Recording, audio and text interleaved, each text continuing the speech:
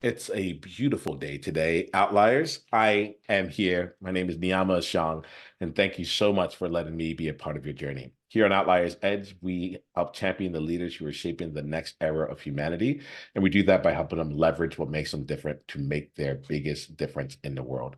I am joined today by one such leader. It's an honor and a pleasure to spend time with Ronawati Wongso. Rona, it is just it's a pleasure to have you here today. Thank you so much for making the time to come and be in conversation. Thank you, Naima. And Yeah. it's my honor and pleasure to speak to you today. Yeah. So let's go ahead and play. So let's see here. I'd like to start off the conversations. We've got a chance to talk beforehand. So I'd like to start the conversations grounding myself into you, and as opposed to, yeah, and the way that I want to do that is to help people get to know you through the lens of how I experience you. And then Mm. shortly afterwards, I'll give you an opportunity to talk about what you like, who you are, both personally and professionally. All right. Sound good to you? Yeah, All right, sure. cool. So Ronan, I know I know that I'm going to do this. I just don't know what I'm going to say when I get started. So, Mm. um, hmm. Sort of like who you've been to me is someone who has had like tremendous experience in like a that has gone over that's like yeah, I think when I say tremendous experience, I feel like you've been like over a long period of time. You've done the work, you keep doing it. And something that shows up is like this level of excellence, this level of like, how do I keep getting better at this? And how do I continue to help other people like bridge that gap from a technical side of things, as well as like, yeah, I think you have like an ability to take even like speaking and such and like find help people like be able to take these things that here it is. The things that most people like shy away from: public speaking, money, finances, you're like, I get that on a deep level, you know? And I like to think about what it is about you that like is able to take these things that typically feel a bit out of reach, a bit scary for others, and make it feel like not just approachable, but like they're in the hands of experts. So I'm taking that in as we start here today here and just sharing who you've been to me so far. I'm excited to see more about what comes from the rest of our conversation. Uh, Thank you. Mm. Absolutely. So given that, like, I would be curious, like, would you mind sharing with us a bit about you personally? And then afterwards, we'll get to who you are professionally. Thank you, Niama. I am based in Indonesia.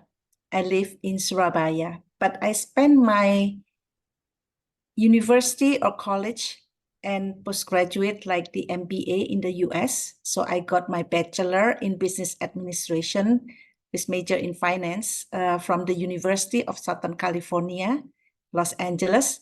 And I got my MBA from the University of Texas, Austin. But up to my high school, I have lived and grew up in Indonesia, in Surabaya specifically. And after I graduated and got my MBA, then I came back to Indonesia and worked for many companies from oil and gas to banking to houseware manufacturer to agribusiness to power and also to forestry, etc. So I have been to many have experience working in many companies, including working in the US as well for a few years. So what I'm known of is somebody who has a high analytical skill, very resourceful, and I'm very disciplined. And I take pride that I have helped companies in Indonesia, where I was a CFO, survive during the financial and political crisis in 1998 in Indonesia. And also I have helped company to increase profits massively, like about 3,000% in a few years, in about 9, 10 years. And also to turn around company in about 29 million US dollar in a year. So not just one company, but a couple of companies. So I'm really happy that I can make a difference and contribute to my employers. And now, since I have not worked full time, I would like to give back to the community, to help others to be successful in their business, on how to increase profits massively, and also on how to turn around their companies. This is the for-profit one. I mean, I'm doing coaching. I'm writing a book, Company Makeover for Massive Profits, which is available in Amazon. I'm doing live webinar and coaching and consultation as well. That was from my for-profit business. But I also would like to make a difference in people's life. And so I am very active in a not-for-profit side, which is in Toastmaster. I'm very active and I see that Toastmaster can transform people's life. And I have seen it before my eyes. Many, many people are transformed. So there are two sides of me. Of course, I need some income. I need some. This is not just about income, but it's the fulfilling feeling that I am helping somebody, I can contribute and giving back to the society. And when people ask me about my book, and it serves four purposes for me. I think the first is I would like to give back to the society. So I would like to help entrepreneurs, business owners, C-suite executive on how they could manage their company successfully. They can optimize their profit and also turn around the company. So they have a framework and they don't have to reinvent the wheel. And this is written based on my experience. So it's not research, it's purely my experience, what I have helped the companies. And then the second thing is I'd like to leave a legacy, because I feel like it's kind of wasted if, I have all this experience and I just keep it to myself. And by leaving a legacy, people still can read the book when I'm gone and they still get the benefit as well. And then the third is that it fulfilled my dream, because I had a dream that I would like to write a book. And many people had this dream, but only 5% of the people actually achieved their dream. And I am one of them. So if somebody asks me, and I think I have been asked many times, do you use a ghostwriter? Hell no, because this is what my dream, I'd like to write a book.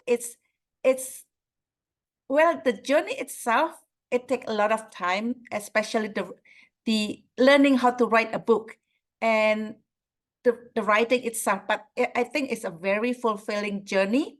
And I'm very glad I take that journey, because I do it like from writing the book, the publishing, and the marketing. And then the fourth is, of course, because having my book, people get to know me more, then increase my authority. Then people come to me that they would like to be coached and they would like to be consulted, etc. So this book serves four purposes for me: giving back to the society, and then leave a legacy, and fulfill my dream, and also increase my authority. And I think now I would say that I'm very happy what I have done, because it's really fulfilling being able to help people in their business, also for those people who transform their life from the not-for-profit one. So maybe that is a little bit about me, Niiamah. Well, Rhoda, I appreciate that there. And thank you. Like, one of the things I like about you is that you demonstrate you talk about like doing like Toastmasters and stuff. Like, you demonstrate what happens when you like actually keep practicing. Like it's nice. Like, I feel you in alignment with it. So I heard you talk about those last four: giving back to society, leaving a legacy, fulfilling a dream, and increasing your authority. I think I like Outliers. Like, honestly, take a look at her book. Company Makeover for Massive Profits. Go into that. In this conversation, I think we're going to focus less on that part of the expertise. I think 'cause the book is going to probably cover what's needed with that, and I'm going to focus here on honestly the leaving a legacy and the fulfilling a dream part. Right. I think that would be, especially for this audience in this context, probably like the right way to go, rather than into the meat of that. Um, so you're at a place right now, if I'm getting you right, you've had a successful career, right? And you showed up at a time where you're talking about something in 1998, there was like economic and political downturn, and you were just like you were able to show up, turn things around, so on and so forth. And you're now at a place where, if I'm getting you right, you're at a place where you're like, I've done this work. Now let me share it with this here so that the next generation, or next, not even the next generation, but like companies that don't have me with them can still make the moves take place. And then some of Mm, those organizations, if they want, they can come and work with you to help accelerate some of the results that you've already laid out for them. mm. Tell me here about like the element of like stepping in and knowing like when it was time to like start like leaving your legacy, because I think there's you you've earned it in many different ways, you know. So I yeah, let's start. Like, how did you know when it was time for you to like say like, all right, now it's time to like really focus on the legacy part? Yeah, I have dreamed about this writing a book, but I think writing a book is just one thing with which I achieved my dream. But when I would say that I retired, and I retired relatively young, not retired, but semi-retired. And just for your information, I became a CFO or a big corporations when I was 33 years old. So I was very, Uh, very young, actually. yes, yes. And I did quite substantially making a difference, like I said, help the company survive, etc. when I was 33 years old. So when I would say that decided that I did not want to work full time, I was kind of thinking, how is the best way that I can contribute? Because as a CFO, there are many things which I take care of. So I have many skills actually, because it could be funding, or fundraising. It could be many things, and could be tax, it could be other things. But looking back at my career, where do I give myself value the most to the company? And what have I done to contribute to the company? So, and I put it in a framework so that people can review and see where they are missing, where the problem is. Because every company has a DNA on its own, the same like a human being, because we cannot say that this company is the same as that company, because every company has a different culture. They have different way of doing things. They have their financial. So it's unique, I would say. And my book is giving the framework on how to look at the problem and how to implement the solution, which I use it as H.R.S, which means that helicopter overview, so look everything. And then R is trying to find or determine the root cause problem. And then S is to implement the solution.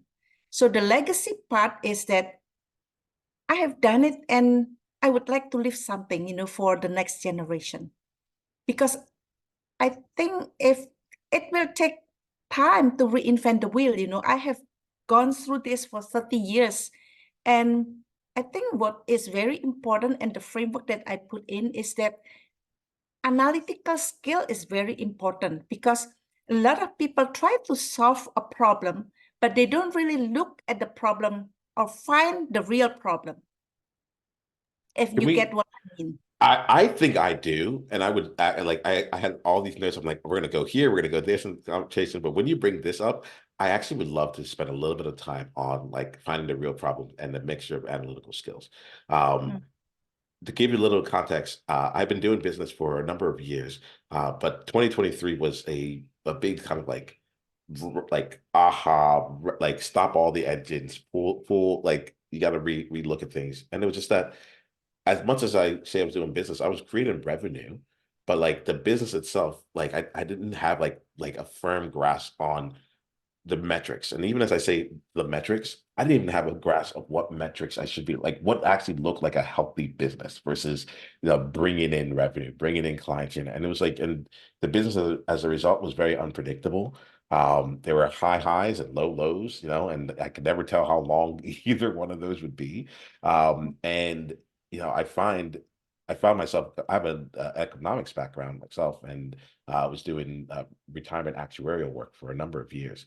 I found it, I'm like, I think I left this part out of my journey. I left the numbers out because I'm like, I'm a coach now. I should be just like in the moment. And I was missing the that part of the analysis of what was going on. So I would love to like to talk to you here around that. And like I for me right now, my business is smaller, right? There's not like a lot of people in it and so on and so forth. You've worked with very large organizations. So stay in the place where you feel like it's your sweet spot, because we have outliers here that spread the gamut, in terms of their experience. But when it comes to like bringing analysis to your business here, where have you found have been like some of the places where people, I guess basically would be like the fastest levers or things that you're like, hey, you should know this. If you don't know this, like it's going to be harder for you to be able to make better decisions to keep improving what you're doing. What are some of like the levers that you might look for in an organization? And if it changes based on size, that sounds good. If you want to just focus on one size of an organization, please go ahead and do that too. Yeah, I think like in my book, there are 7 things that I have to look at, to find the real problem. I think if that is your question. I think the first is that we look at the financial statement, whether the financial statement is healthy or not. Because financial statement is like a report if we are a student. At the end of the semester, then we see whether we get a green, or it means good grade, or just so, or maybe bad grade, which is red. Because it's just a compass just to see where we are right now, and give us direction how we are today, what is the condition. And sometimes we can spot and analyze the financial statement and look at it, and we can try to grasp where the problem might be. That's the first one. And then the second, I think what most people neglect is the organization structure. This is very important because organization structure is basically your vehicle to achieve your vision. Without proper organization structure, then you are not focused on your vision. But some companies think that this is the job of the HR. But actually, no, it's not HR job, but it's the job of the CEO, because the organization structure is your vehicle to achieve your vision, and then it's a vehicle for control, and also a vehicle for accountability. And then the third is looking at the operation, whether it's manufacturing, which you have products, trading, or it's services, about delivery, about the process on how you produce what you sell, and the delivery. And then the fourth is about personnel. It means your talent. Do you have the right people? Do you have the right people at the right time, at the right place? And then the fifth is about the money flow, because money flow are divided into two. What we call is procure to pay. It means from procurement until you pay, or order to cash. It means on the revenue side. So on the expense side and on the revenue side.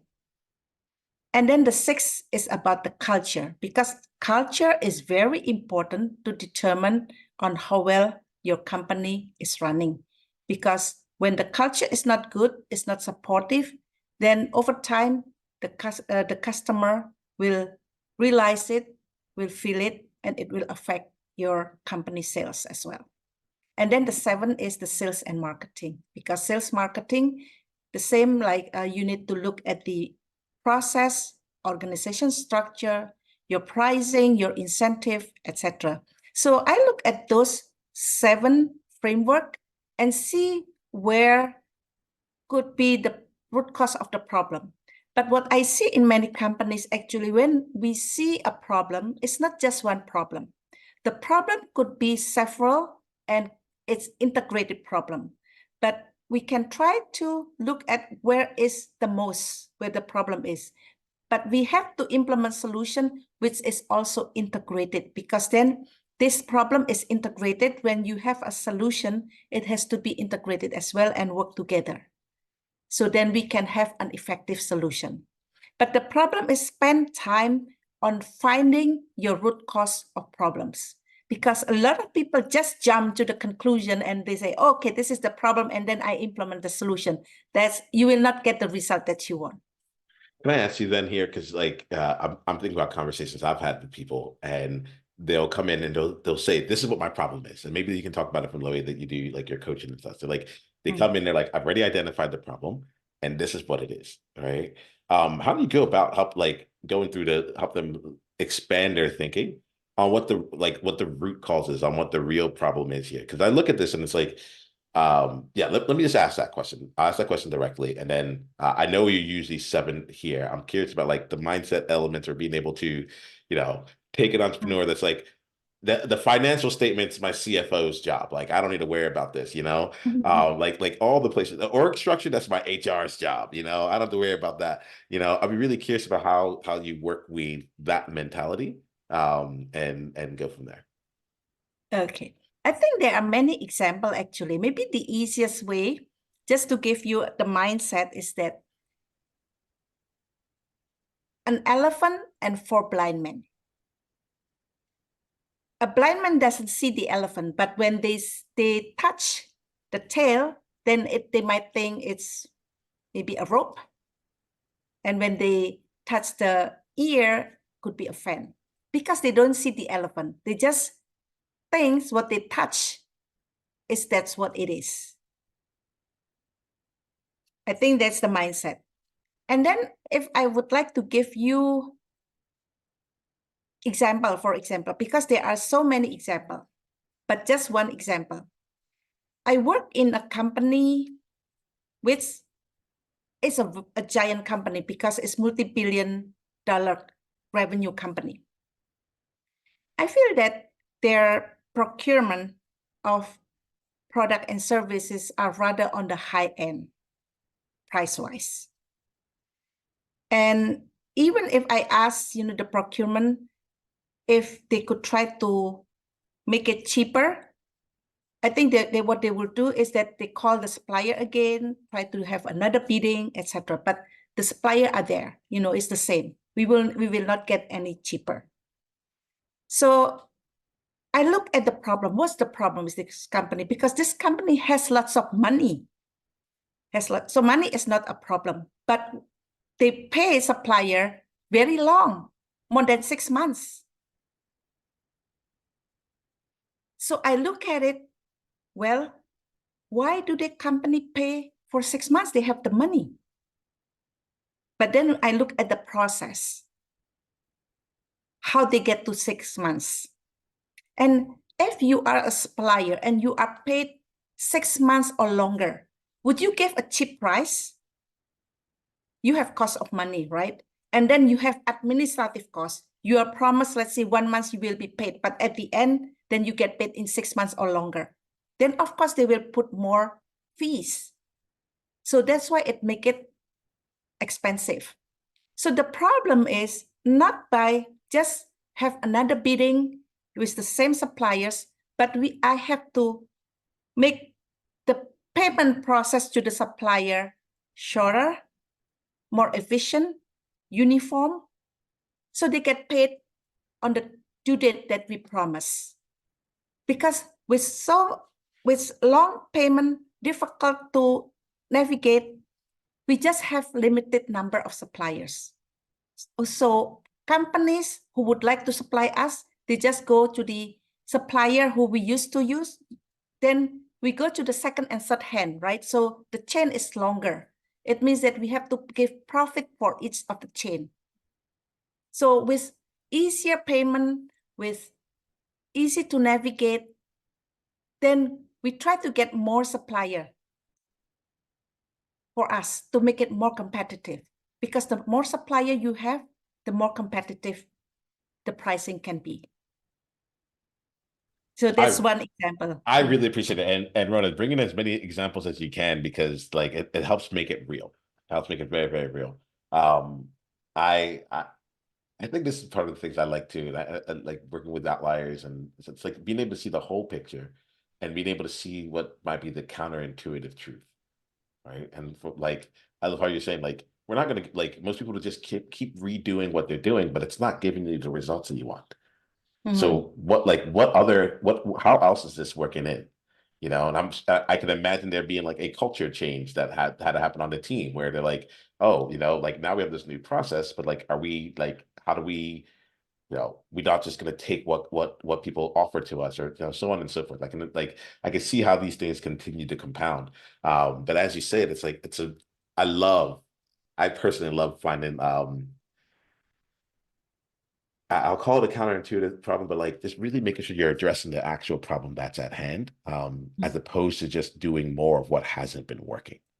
And I'm gonna take some time right now just to talk to the outliers here that are listening. And my invitation right now is to take a look at something that you have going on for you, and kind of following this example here, try and see like what is the real problem? What is the real problem that's underneath it? And if you find yourself trying to do the same thing but just a little bit better, like give yourself that space to go look at it. Rona just gave us 7 different ways to identify the real problem here. So like, and she just gave a great example. So like, spend some time on that for you right now. Perhaps, what if the question I'm asking is, what if the problem you think is the problem isn't it? If that's not it, like, well, what would it be? Rona, do you have another example like this? I think I'd love to bring in like one more example this year, and then like start wrapping up with any kind of like things that you have for the outliers here overall. But this example of getting down to the real problem, I feel especially, I gotta say, like, you have so much experience. You've done it in so many different industries for so many different types of organizations. Started at a young age and big areas. Worked for companies that were making like you have so many different skills, and you've seen so much. So it really, like, to me, that really speaks to it. I'm sure this is covered really in depth inside of your book. So like, Outliers, make sure you go grab that if you're thinking about it, go get it here. But your process of decision making, and this is even just one part, right? Just identifying the problem, But I think so many of us miss it, and then we work very hard to try and implement a solution for a problem that is not the biggest thing or the most important. So if you could just speak any more to that, maybe even give another example so we can kind of see for ourselves, like, oh, it makes sense when you say it that way. I think it'd be really helpful. Yeah, sure. As I mentioned, I think whatever, or I would suggest about my book, Company Makeover for Massive Profit, which is available in Amazon. You will have the 7 framework. And I would like to share with you another example, because as I said, every company is different. That one was about the process, right? The process procure to pay, which is need to be improved. And then let me discuss another one, which I was able to turn around the company about $29 million in a year. So that's quite a lot. Yeah, because the company was losing money. Yeah, that's quite a lot. That's quite a lot. So I look at the company, why we have about 22 companies, and this is like a group of companies. And I look at it, why did the company lose money? Then a lot of people maybe say, well, maybe if you can just lower the cost of goods sold. We use actually a brand name consultant, and that's what they do. They put people in our factory watching about our raw material and trying to formulate and try to get it cheaper, and maybe use another supplier. Of course, you can have some saving. I think you can have some saving, but that will not be a massive saving, or it will not turn around your company. So I look at the company, and I think you will be surprised. As I said, that organization structure is very important. So just give you a hint what it is, okay? And these 22 companies basically are independently managed, except that the head office receive all the payment from our customer, then it will distribute to the company, and they ask for the money, how much they need for each month. They will give like, okay, I need for this, each week, and they give a budget for every month. But there's really no accountability, because when you have a budget, there's always between budget and actual.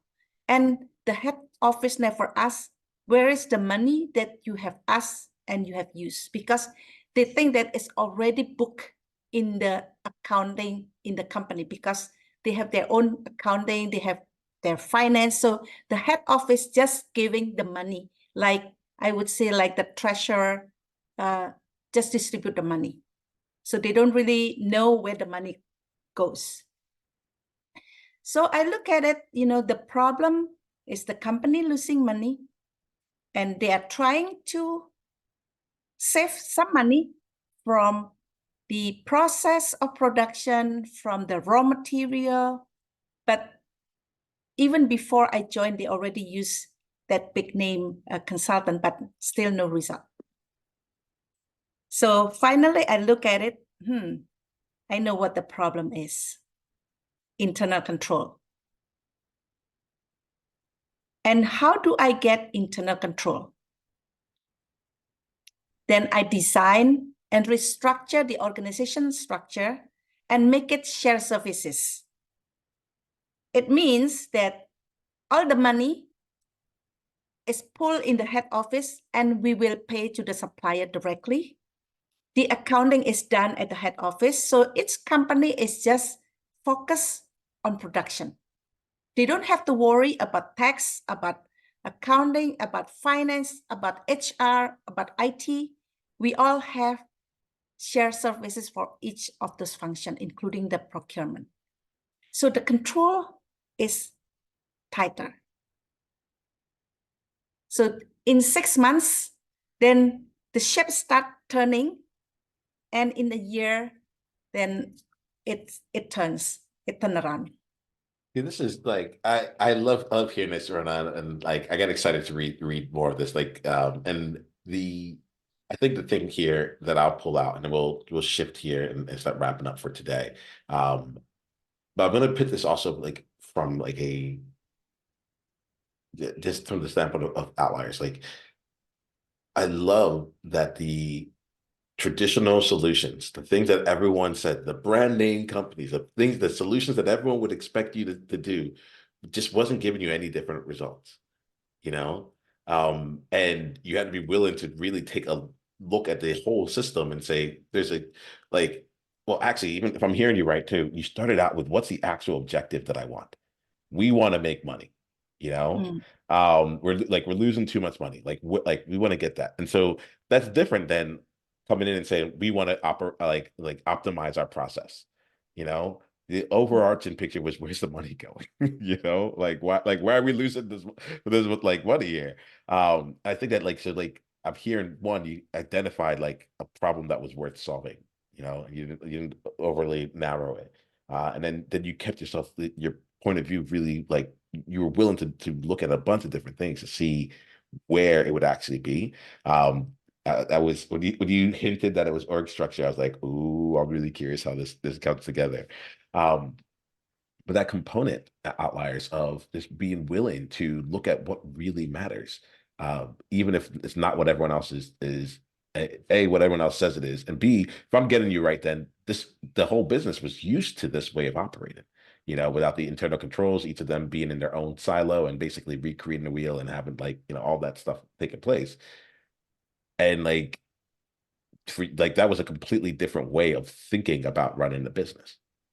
You know, I to me, I love those elements where it's like if you can find one thing, and then the last thing I'll say on this part here, that this as some of the takeaways I'm thinking, it's like you found one thing that was widely inefficient, and then you like just spent the time working on making that one thing better. Now, look, it's a large organization, 22 companies. It's not an easy thing to do, um, but the focus was there to actually bring all these things into alignment, which I think is different than some of the approaches that I feel like people bring to me, which is like, well, I'm going to try this and I'm going to try this and I'm going to try this and I'm going to try that. It's like, actually, if we could just figure out the real problem and then implement it properly and completely, you can actually see some big levers getting pulled. Anything else you want to say around like this is my takeaways from what you said there, just based on some of the conversations I have with other outliers and my clients, as well as honestly the conversations I have with myself when the recordings are off and I'm looking at my impact in my business here. Anything you want to add to that or to redirect me on in case you're like, oh, you caught it, but you missed something really important. Yeah, I think you summarize it well. I think if you remember, I mentioned H.R.S. So the H is the helicopter overview. I think which you did say that I have to look everything. It means like, that's my method. H.R.S. So I have to do the helicopter overview. The same like when you are in a helicopter, you won't see all the detail, but you will see the big picture. And then second, after looking at the helicopter overview, I have to determine what's the problem. And then I go for the solution. So you did very well, and you have a good listening skill. You have a Niiamah. great way of explaining things. Like I'm like, oh, this is it. And I think I appreciate you. We're going to wrap up here, but I think there's something about this here where like Outliers here, where we have a big mission to give out. And one of the things we look at is I call it value your impact. And it's really like, how do you fund your vision?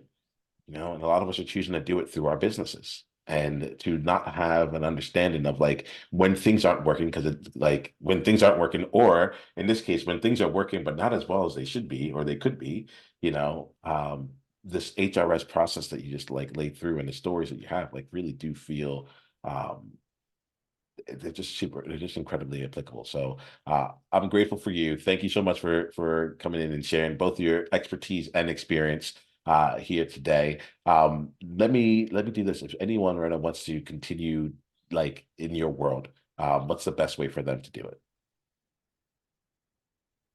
Can you repeat your question? Absolutely. So we're gonna wrap up our conversation now. What's it like? How can someone continue like working with you if they're interested in working with you, getting the book or reaching out? Oh, What's the okay. best way for them to do it? Yeah, I think first of all, my website is rantaiconsulting.com. And the book Company Makeover for Massive Profit by Ronawati Wongso is available in Amazon. And it's also, you can check on my website, rantaiconsulting.com, and you will find the button there for Amazon, or you can go to Amazon directly to search for it. And then my LinkedIn profile is Ronawati-Wongso. And I'm also in Instagram, Ronawati Wongso, or in Facebook, Ronawati Wongso as well. So that's how you can reach me. And in my website, you can also send me an email. Awesome. All right. So Outliers, check out the description in the notes here. You should be able to have those links also there. If you're listening and you're like, I just want to get onto the page right away. Rantai is spelled Rantai. Right. So Rantai Yeah. Consultant. All right. So with that all being said here, let's do this. I want to wrap up our conversation with this question. Rona, you're talking about leaving a legacy, right? And my question for you is, given all the experience you've had right now and what it is that you know now, what's a message that you would leave for your future self that your future self might need to hear in the next 15 to 20 years? Something that you know now that you might forget 20 years later that you would like to be reminded of then. What message would you leave for yourself? For me, especially for the fresh graduate, people who just started their career, I would say that go for your passion, and also it's a learning stage. So if you are given the opportunity, one with more money but the other one will give you more experience, choose the one which give you more experience. Because then it's like planting a seed. The seed need to grow. It's probably under the ground for a long time. But when you get all of these benefits, you have learned so much, the value will be there, and it will then grow above the ground, and you will get the fruit of it. Everything is nothing instant, so it takes time. So be patient, but believe in your vision. And I would strongly suggest that you have a purpose-driven life. Then it makes everything so much fun and you enjoy the journey. So when you get there, you feel that you are fulfilled and you achieve your goal. And I think I have done that when I was young, and especially after I helped the company survive the crisis, because all of the things that I meet with this company, it seems like God has planned. So I believe that God has planned to put me in that company, to help the company. and I have done my best. So I always believe that God always pointed out to me to the right direction, and I have to do my best to contribute, to help. I think that's the sharing from me. Well, Thank we you. appreciate it. Thank you so much, Rona. I look forward to our ongoing conversations, and I'm excited for the Outliers and other companies who get turned around and such, the result of you leaving your legacy and fulfilling your dream. All right, much appreciated. Thank you.